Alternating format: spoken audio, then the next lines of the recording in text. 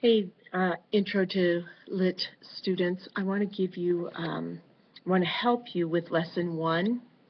In class, I would have already gone over the parts of speech. So what I really want to do in this lesson is help you with the analogies a little bit more. All right, I think I gave you a handle on how to do page 3, 4, 5, and I'll explain how to do 6 as well. But I do want to give you, spend a little more time on the analogies and show you how to use this tool. All right, this is a gem. Okay, this will help you a lot. As I told you, parts of speech matter.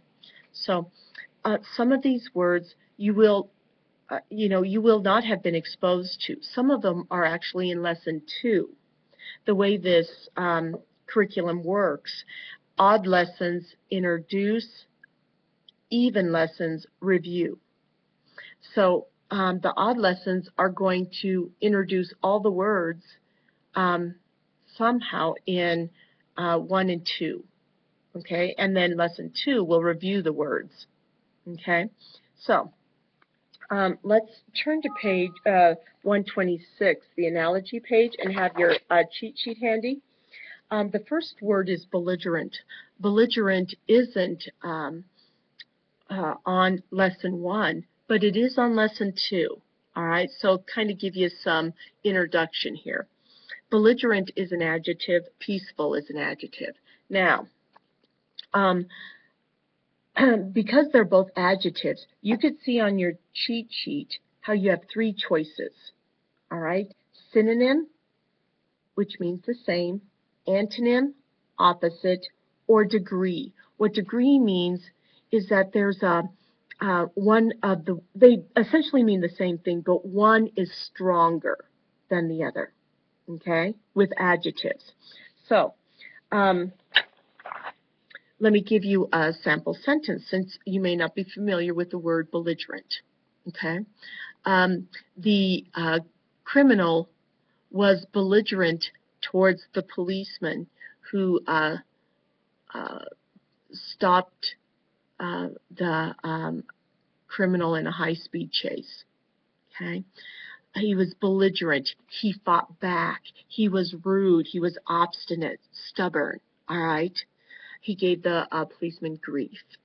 That's what belligerent would be, all right?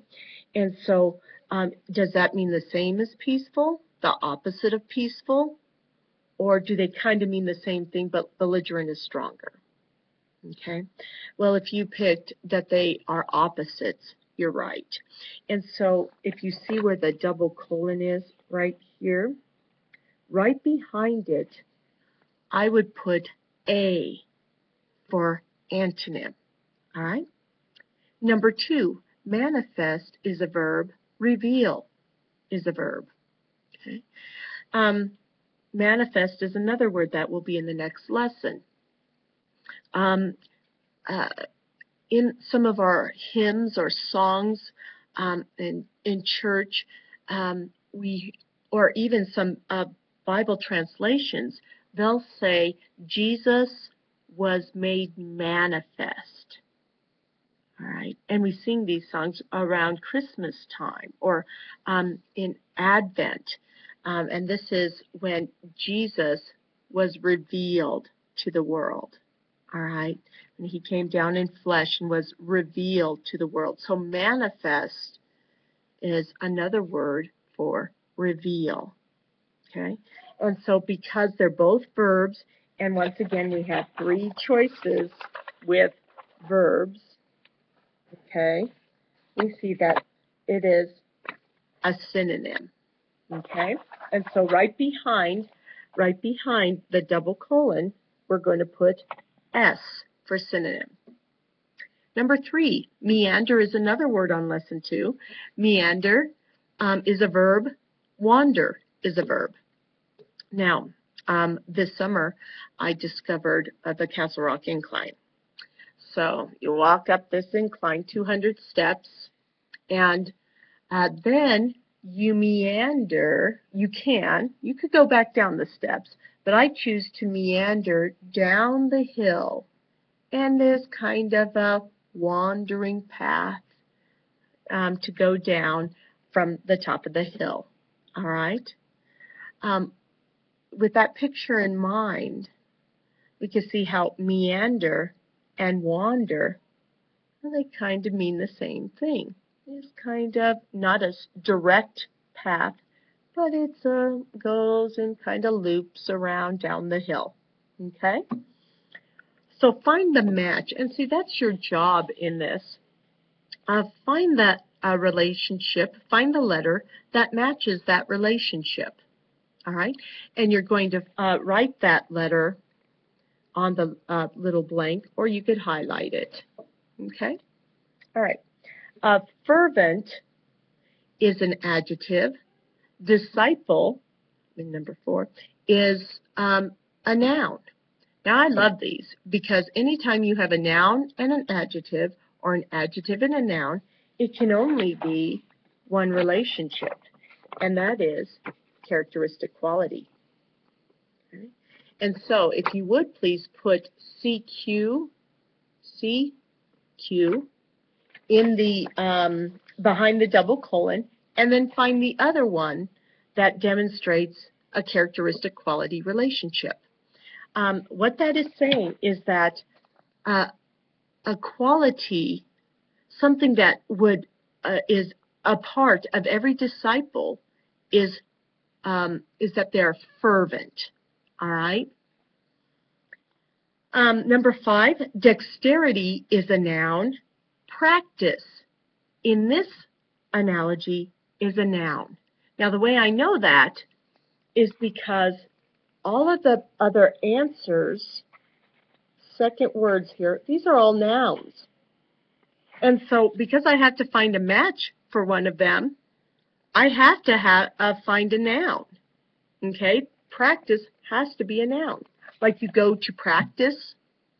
Okay? So, let me, because when we have nouns and nouns, oh, that's tough.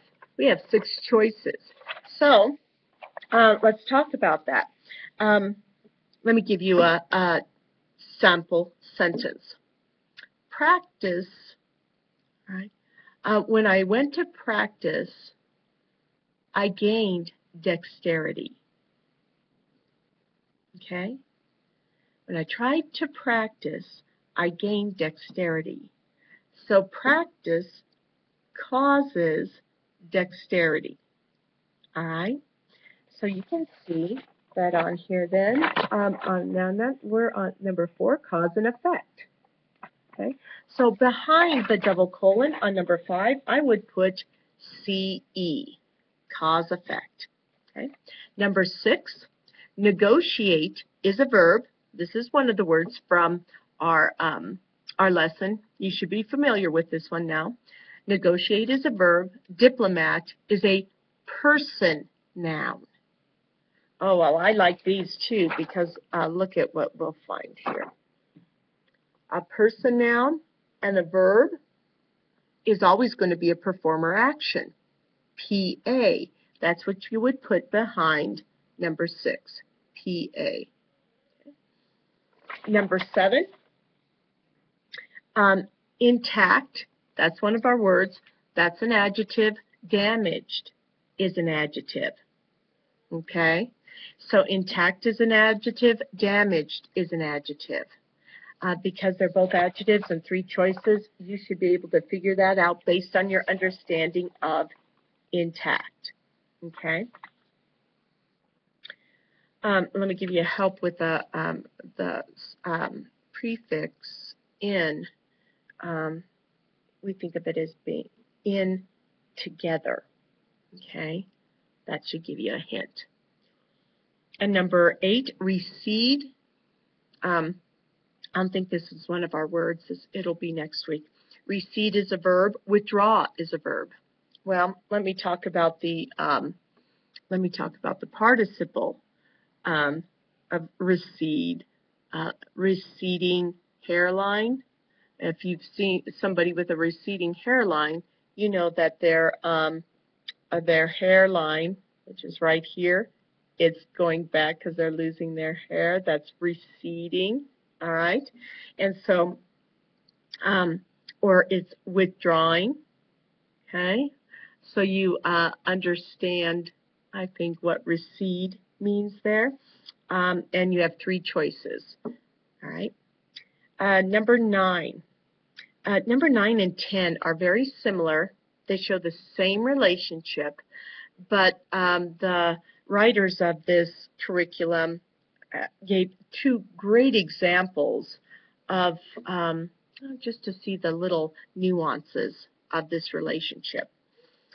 Hideous and unattractive are both adjectives. So we know they could either be synonyms, antonym, or degree. Well, I'm going to tell you right now, they sort of mean the same thing. All right? A monster can be unattractive. A monster can also be hideous. All right? But I'll run from an unattractive monster. I will run like none other. I will run faster from a hideous monster. All right? What they demonstrate is degree. Hideous is a stronger word than unattractive. All right? So behind the double colon, put D. A hideous is stronger. So when you go to find your matching answer, all right, understand that the first word has to be the stronger of the two. They will essentially mean the same thing, but the first word will be just a little stronger. Okay? And number 10, I'm going to tell you right now, it's also degree. But both of these words are verbs.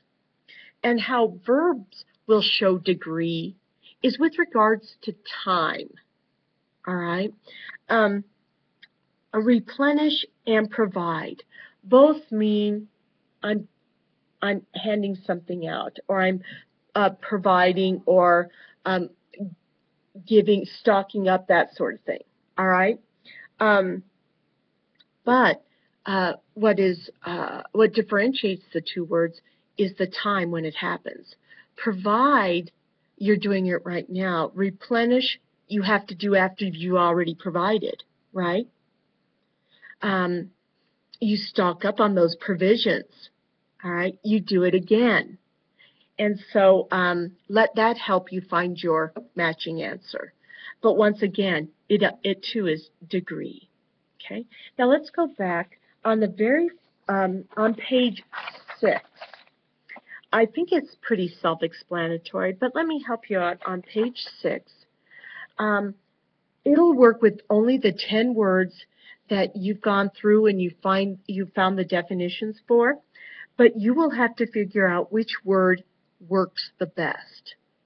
The way you can have the most success is think of, look at the definition and think of a synonym and put it in. A synonym that you're familiar with, all right, and put it in and see if that word works, gives the same information as the vocab word, all right, and that'll help you choose your answers, okay? I do want to emphasize, or if you for some reason did not get the parts of speech, annals, and I'm going to go off this list right here. You could write the parts of speech right down by them, or you could write them by the sentence. Annals is a noun. Demoralize is a verb. Disperse is a verb. Epic is a noun or an adjective. Extremity is a noun.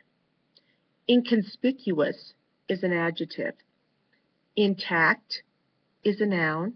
It's an adjective. I'm sorry. Intact, adjective. Landlocked, adjective. Negotiate, verb. Replenish, verb. I hope this helps you. Come to me with questions if you need additional help. We'll see you.